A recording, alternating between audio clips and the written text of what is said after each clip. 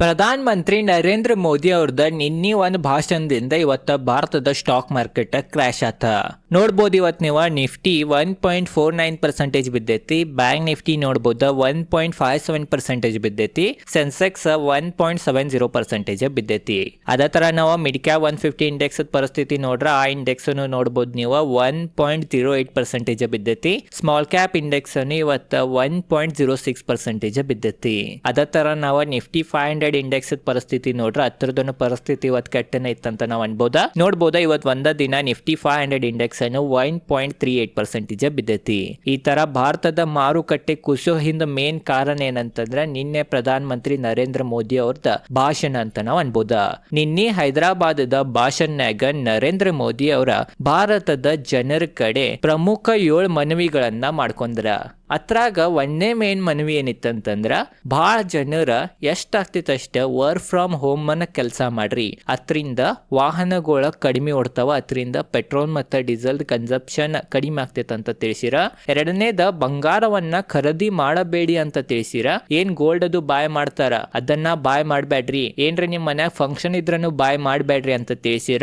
ಮೂರನೇದ ಇಂಧನದ ಬಳಕೆ ಏನೈತೆ ಅದ ಎಷ್ಟಾಗ್ತೈತೆ ಅಷ್ಟು ಕಡಿಮೆ ಮಾಡ್ರಿ, ಇಲ್ಲಿಕ್ರ ಗೌರ್ಮೆಂಟ್ ಟ್ರಾನ್ಸ್ಪೋರ್ಟೇಷನ್ ಅಥವಾ ಟ್ರೈನ್ ನಾಗನ ಟ್ರಾವೆಲ್ ಮಾಡ್ರಿ ಅಂತ ತಿಳಿಸಿರ. ಮತ್ತ ನಾಲ್ಕನೇದ ಏನಂತಂದ್ರ ವಿದೇಶಿ ಪ್ರವಾಸವನ್ನ ಮುಂದೂಡಿ ಅಥವಾ ಹೋಗಾಕನ ಹೋಗ್ಬೇಡ್ರಿ 1 ವರ್ಷ ತನಕ ಅಂತ ಹೇಳ. ಮತ್ತ ಅಡುಗೆ ಎಣ್ಣೆ ಬಳಕೆ ಕಡಿಮೆ ಮಾಡ್ರಿ, ಏನ್ ನಾರ್ಮಲ್ ನೀವು ಬಳಕೆ ಮಾಡ್ತೀರಿ ಅದಕ್ಕಿಂತ 10% ಕಡಿಮೆ ಎಣ್ಣೆ ಬಳಸ್ರಿ, ಕುಕಿಂಗ್ ಆಯಿಲ್ ಅನ್ನ ಬಳಸ್ರಿ ಅಂತ ತಿಳಿಸಿರ. ಮತ್ತ ನೈಸರ್ಗಿಕ ಕೃಷಿ ಒತ್ತಡ ಕೊಟ್ರ ಅಂತಂದ್ರ ಫರ್ಟಿಲೈಸರ್ ಅದು ಕೃಷಿ ಮಾಡಬೇಡ್ರಿ, ನೈಸರ್ಗಿಕವಾಗಿನ ಬೆಳೆಯನ್ನ ಬೆಳೀರಿ ಅಂತ ಹೇಳ.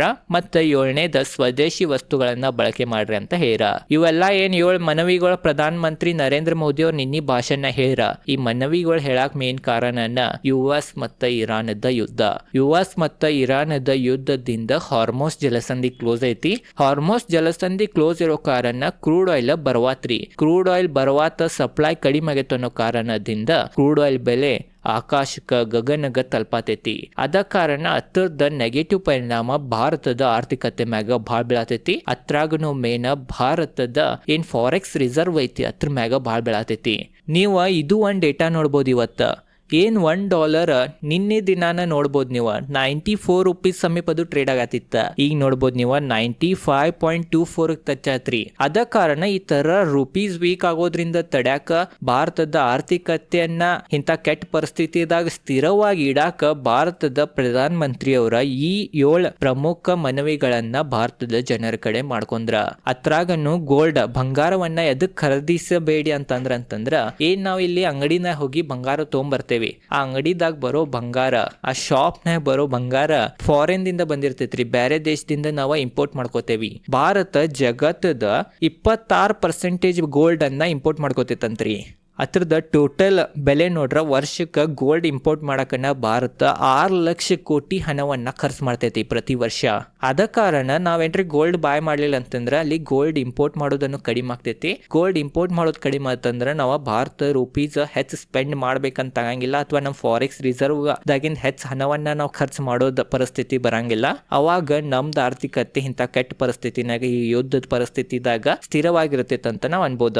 ಅತ್ರಾಗನು ಮೇನ್ ವಿದೇಶಿ ಪ್ರವಾಸವನ್ನಾನು ಯಾಕೆ ಮಾಡಬೇಡ್ರಿ ಅಥವಾ ಮುಂದೂಡ್ರಿ ಅಂತಂದ್ರ ಭಾರತೀಯರ ಪ್ರತಿ ವರ್ಷ ವಿದೇಶಿ ಪ್ರವಾಸಗನ 3 ಲಕ್ಷ ಕೋಟಿ ಸುಮಾರು ಖರ್ಚು ಮಾಡ್ತಾರಂತ್ರಿ, ಅಷ್ಟು ಸ್ಪೆಂಡ್ ಮಾಡ್ತಾರ. ಆ ಹಣನು ಭಾರತದಾಗನ ಉಳಿತೈತಿ. ಮತ್ತ ಫರ್ಟಿಲೈಸರ್ ಗ 1.5 ಲಕ್ಷ ಕೋಟಿ ಹಣ ಖರ್ಚಾಗ್ತೈತಂತ ಪ್ರತಿ ವರ್ಷ. ಗೊಬ್ಬರ ಅದು ಬಳಸಿ ಏನ್ ರೈತರ ಕೆಮಿಕಲ್ ಅದು ಬಳಸಿ ಏನ್ ಬೆಳೆ ಬೆಳಿತಾರ ಅದಕ್ಕೆ ಪ್ರತಿ ವರ್ಷ 1.5 ಲಕ್ಷ ಕೋಟಿ ಖರ್ಚಾಗ್ತಾವ. ಮತ್ತ ಕ್ರೂಡ್ ಆಯಿಲ್ ಭಾರತ 90% ಸುಮಾರು 88 to 90% ಕ್ರೂಡ್ ಆಯಿಲ್ ಅನ್ನ ಇಂಪೋರ್ಟ್ ಮಾಡ್ಕೋತೈತಿ. ಆ ಕ್ರೂಡ್ ಆಯಿಲ್ ಅನ್ನ ಪ್ರತಿ ವರ್ಷ ಇಂಪೋರ್ಟ್ ಮಾಡಕನ್ನ ಭಾರತ ಆಲ್ಮೋಸ್ಟ್ 10 ಲಕ್ಷ ಕೋಟಿ ಸುಮಾರು ಹಣವನ್ನ ಖರ್ಚು ಮಾಡ್ತೈತಿ, ಸ್ಪೆಂಡ್ ಮಾಡ್ತೈತಿ. ಅದ ಕಾರಣ ನಾವು ಗೋಲ್ಡ್ ಪರ್ಚೇಸ್ ಅನ್ನ ಕಡಿಮೆ ಮಾಡಿದ್ದು, ಮತ್ತು ವಿದೇಶಿ ಪ್ರವಾಸವನ್ನ ನಿಲ್ಸಿದ್ದು, ಫರ್ಟಿಲೈಸರ್ ಅನ್ನ ಕಡಿಮೆ ಬಳಸಿದ್ದು ಅಥವಾ ಬಳಸಲಿಲ್ಲ ಅಂತಂದ್ರ, ಮತ್ತ ಪೆಟ್ರೋಲ್ ಮತ್ತು ಡೀಸೆಲ್ ಗಾಡಿಗಳನ್ನ ಕಡಿಮೆ ಬಳಸಿದ್ದು ಅಂತಂದ್ರ ಭಾರತದ ಕಡೆ ಹಣ ಬಹಳ ಉಳಿತೈತಿ. ಭಾರತದ ಫಾರೆಕ್ಸ್ ರಿಸರ್ವ್ ನಾಗಿಂದ ಹಣ ಹೊರಗೆ ಹೆಚ್ಚು ಹೋಗಂಗಿಲ್ಲ. ಅದರಿಂದ ಭಾರತದ ಆರ್ಥಿಕತೆ ಸ್ಟ್ರಾಂಗ್ ಉಳಿತೈತಿ, ಭಾರತದ ರೂಪೀಸು ಸ್ಟ್ರಾಂಗ್ ಉಳಿತೈತಿ. ಆಗತೈತೆ ಅನ್ನೋ ಕಾರಣದಿಂದ ಭಾರತದ ಪ್ರಧಾನ ಮಂತ್ರಿ ಆದ ನರೇಂದ್ರ ಮೋದಿ ಅವರ ಭಾರತದ ಜನರ ಕಡೆ ಈ 7 ಅಪೀಲ್ ಅನ್ನ ಮಾಡ್ಕೊಂಡ್ರ. ಅದರದನ್ನ ನೆಗೆಟಿವ್ ಪರಿಣಾಮ ಮಾರುಕಟ್ಟೆ ಮ್ಯಾಗ ಕಾಣಿತ. ಅತ್ರಾಗನು ನೋಡ್ಬೋದು ನೀವು, ಇದ ಒಂದ್ ಡೇಟಾ ತೋರ್ಸಿನಿ. ರುಪೀಸ್ ಡಾಲರ್ ವಿರುದ್ಧ ಮತ್ ಲೋ ಆಗೈತಿ. ಅದ ಕಾರಣ FIs ಅನ್ನು ಭಾರತದ ಮ್ಯಾಗ ಕಂಟಿನ್ಯೂ ಸೆಲ್ ಮಾಡ್ಕೊಂಡೇನೆ ಹೋಗತ್ತಾರ. ಮತ್ತ ಇನ್ನ ತನಕ ಭಾರತದ ಮ್ಯಾಗ ಡೈರೆಕ್ಟ್ ಇಂಪ್ಯಾಕ್ಟ್ ಈ ಒಂದ್ ಯುದ್ಧದಿಂದ ಬಿದ್ದಿಲ್ಲ. ನಡೆದೈತಿ ಭಾರತದ ಆರ್ಥಿಕತೆ ಯಥಾಸ್ಥಿತಿ ಅಂತ ಎಲ್ಲಾರ್ಗು ಅನ್ಸಿತ್ತ. ಬಟ್ ಪ್ರಧಾನ ಮಂತ್ರಿ ನರೇಂದ್ರ ಮೋದಿ ಅವರು ಬಂದ ಭಾಷಣದಾಗ ಈ ತರ ಒಮ್ಮೆ ಹೇಳಿದ್ರಿಂದ ಇದು ಒಂದು ಪ್ಯಾನಿಕ್ ಸಿಚುವೇಶನ್ ಆತ್ ಮಾರುಕಟ್ಟೆನಾಗ.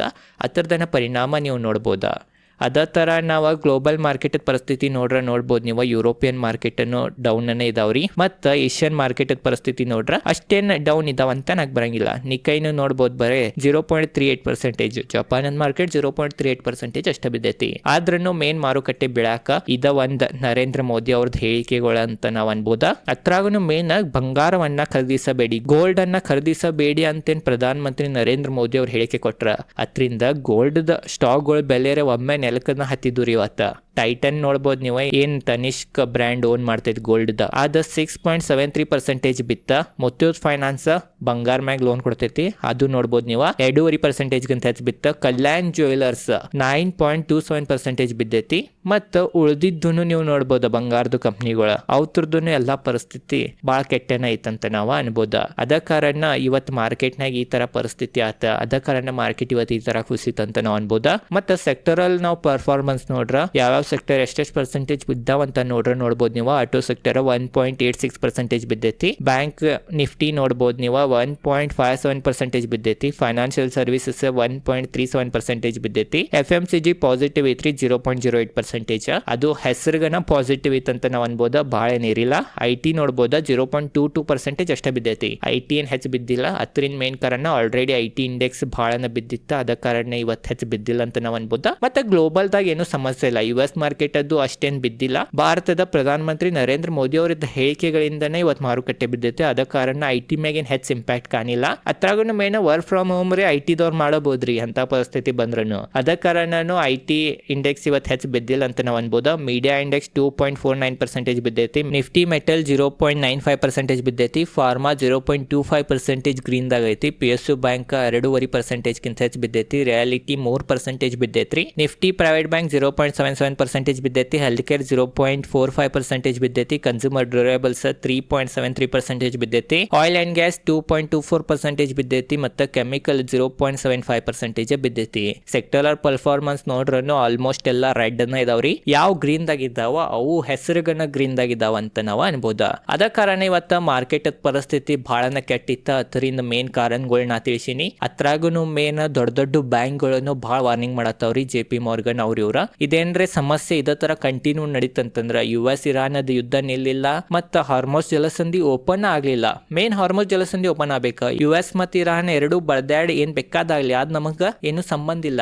ಬಟ್ ಮೇನ್ ಏನಂತಂದ್ರ ಹಾರ್ಮೋಸ್ ಜಲಸಂಧಿ ಕ್ಲೋಸ್ ಇರೋ ಕಾರಣ ಈ ತರ ಭಾರತದ ಆರ್ಥಿಕತೆ ಮ್ಯಾಗ ಸ್ಟಾಕ್ ಮಾರ್ಕೆಟ್ ಮ್ಯಾಗ ನೆಗೆಟಿವ್ ಪರಿಣಾಮ ಬೀಳತೈತಿ. ಅದ ಕಾರಣ ಯಾವಾಗಿನ ತನಕ ಹಾರ್ಮೋಸ್ ಜಲಸಂಧಿ ಓಪನ್ ಆಗಿಲ್ಲ ಅವಾಗಿನ ತನಕ ಮಾರುಕಟ್ಟೆ ಪರಿಸ್ಥಿತಿ ಇದ ತರ ಇರ್ತೈತೆ ಅಂತ ಇದ ತರ ಏನ್ರೆ ಬಹಳ ತಿಂಗಳ ತನಕ ಹಾರ್ಮೋಸ್ ಜಲಸಂಧಿ ಓಪನ್ ಆಗಲಿಲ್ಲ ಅಂತಂದ್ರೆ ಖಂಡಿತವಾಗಿ ಇದು ಒಂದು ಭಾಳ ದೊಡ್ಡ ಇಂಪ್ಯಾಕ್ಟ್ ಜಗತ್ತದ ಆರ್ಥಿಕತೆ ಮ್ಯಾಗ ಜಗತ್ ಮ್ಯಾಗ ಬೀಳ್ಬೋದಂತನೂ ಎಕ್ಸ್ಪರ್ಟ್ಗಳ ವಾರ್ನಿಂಗ್ ಅನ್ನ ಕೊಡತ್ತಾರ. ಅದ ಕಾರಣ ಏನಾಗ್ತಿತ್ತು ಅಂತ ನೋಡ್ಬೇಕ.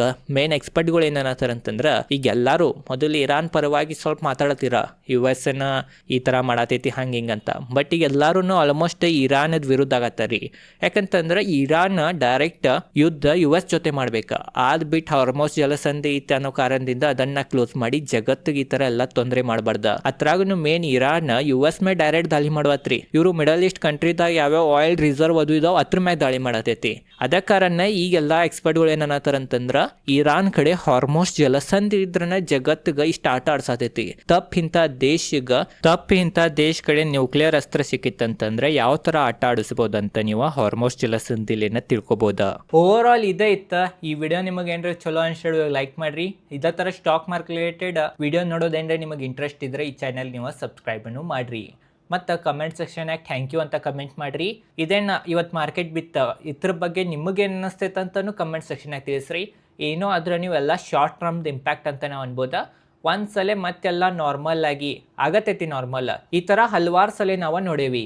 ಅದ ಕಾರಣ ಮತ್ತೆ ನಾರ್ಮಲ್ ಆತ ಮತ್ತೆ ಯಥಾಸ್ಥಿತಿ ಜಗತ್ತು ನಡೆಯತ್ತಂತಂದ್ರೆ ಮತ್ತು ಮಾರುಕಟ್ಟೆ ಹೂಡಿಕೆದಾರರಿಗೆ ಒಳ್ಳೆ ರಿಟರ್ನ್ ಕೊಡ್ತೈತಂತ ನಾವು ಅನ್ಬೋದು. ಇದೈತೆ ಇವತ್ತಿನ ಈ ವಿಡಿಯೋ ಚಲೋ ಲೈಕ್ ಮಾಡಿರಿ. ಇದೇ ಥರ ಸ್ಟಾಕ್ ಮಾರ್ಕೆಟ್ ರಿಲೇಟೆಡ್ ಕನ್ನಡದಾಗ ವಿಡಿಯೋ ಮಾಡ್ತಿರ್ತೇನೆ. ಧನ್ಯವಾದಗಳು.